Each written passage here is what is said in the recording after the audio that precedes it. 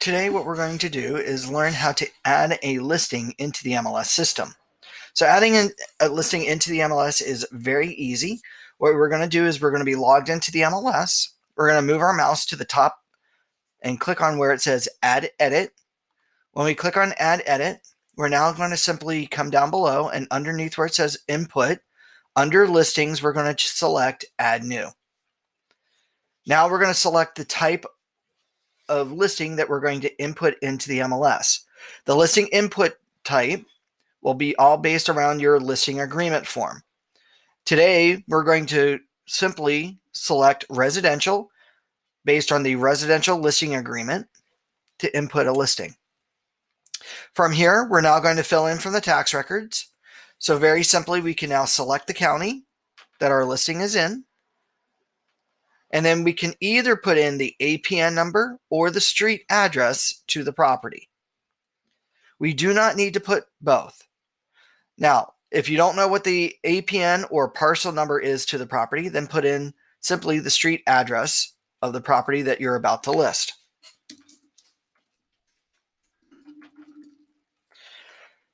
You may put in the unit number if required or if needed. But at this point, all we need to do is hit search. Now the MLS system will look for everything related to 6 Clearwater. Here we've put up 3 potential properties, one in Buena Park, one in Laguna Niguel, and one in Irvine. Select the property based on your listing agreement that you have with the owner and click Fill. When we click Fill, this will fill in some basic information about the property. Now what we're going to do is we're going to go through the necessary tabs and fill in all the required fields. Now, a required field is a field that is in a darker color. Okay. So what you'll do is you'll go through each and every one of the tabs, like status, your basic information, like your list price, the MLS area to the property, the city in which the property is located in this case, Laguna Niguel. And of course, we get to select the MLS area. And we get to put in the tract code or subdivision.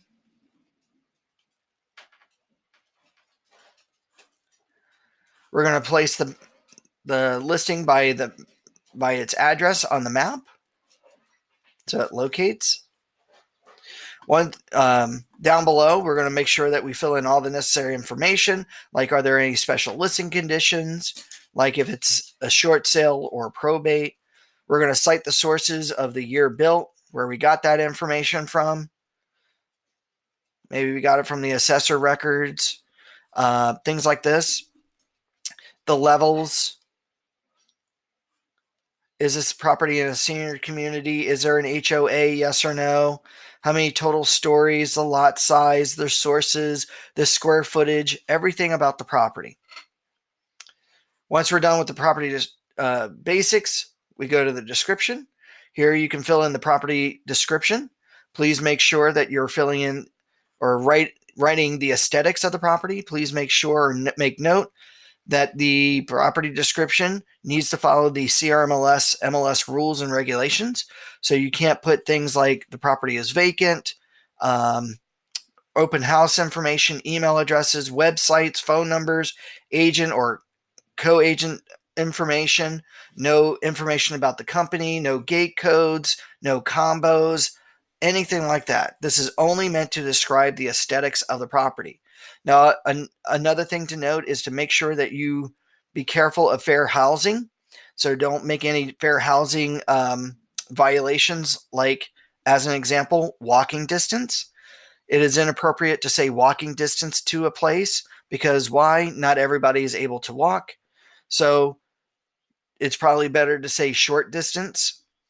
If you say actual distances and you're off by the distance that you indicate on your property description, you could be held at risk for that.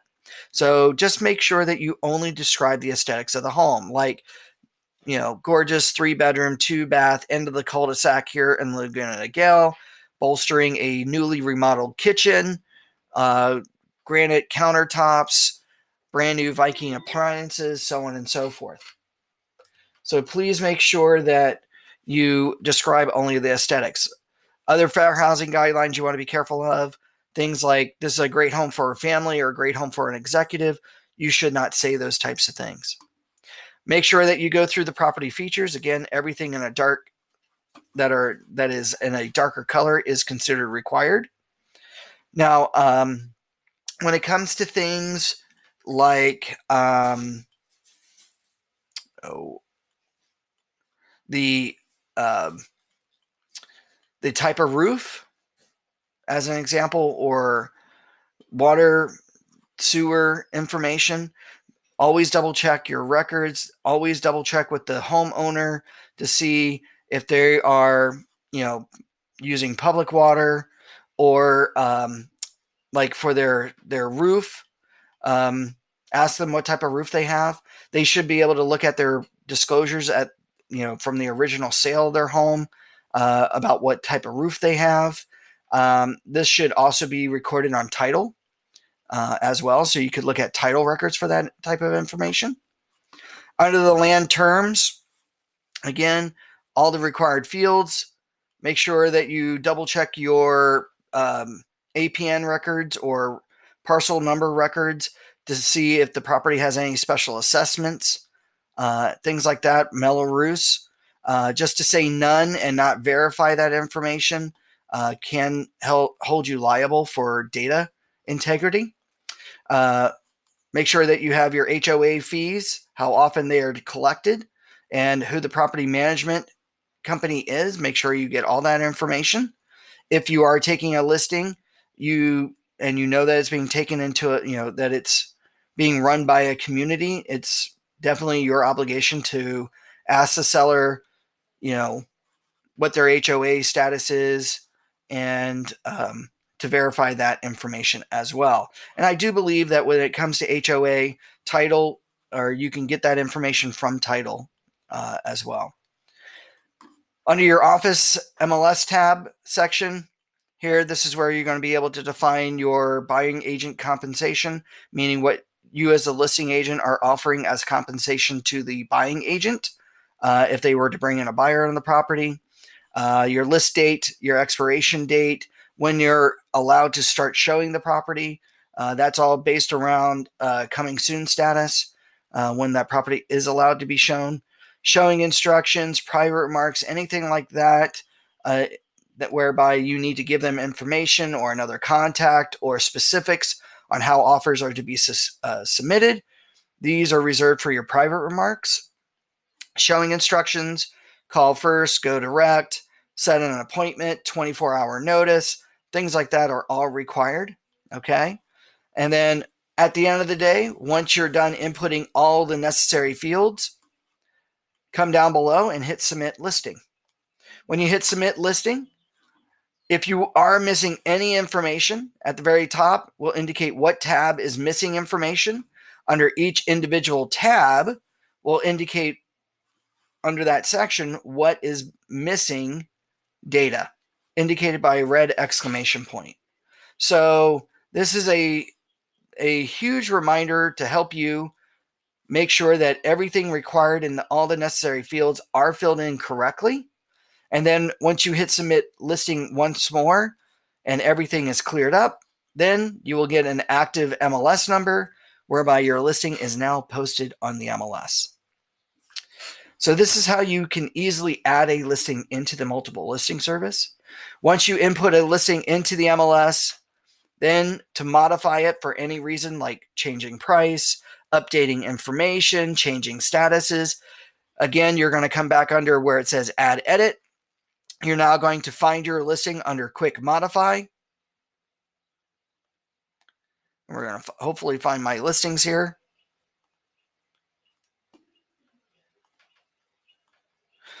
You're going to select your listing from your list of properties, and now you're going to just simply be able to modify various different statuses, like your listing is currently active, but now you've accepted an offer, or the seller has accepted an offer. Now you can change to active under contract or depending. Eventually, once you close escrow, you'll go back in under add edit, change your listing to sold. You can change your listing to withdrawn, meaning the seller wishes to no longer sell the property anymore, but the listing agreement is still active. If you need to modify any parts of the listing, like list price, description, anything like that, just simply choose the property type, in this case, residential. And now you're taken to the body of the listing, whereby you can now modify all the necessary data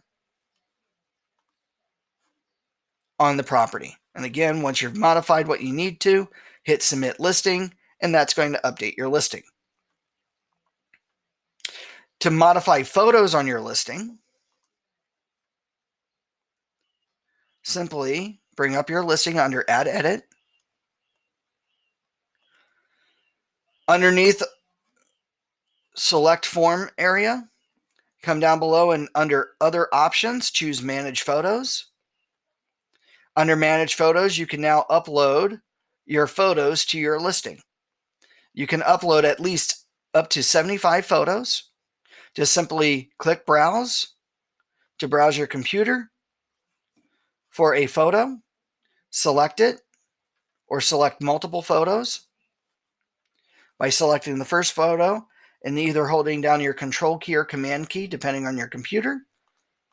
Select all the photos that you need, and then when you hit Open, those photos are now being uploaded all at once.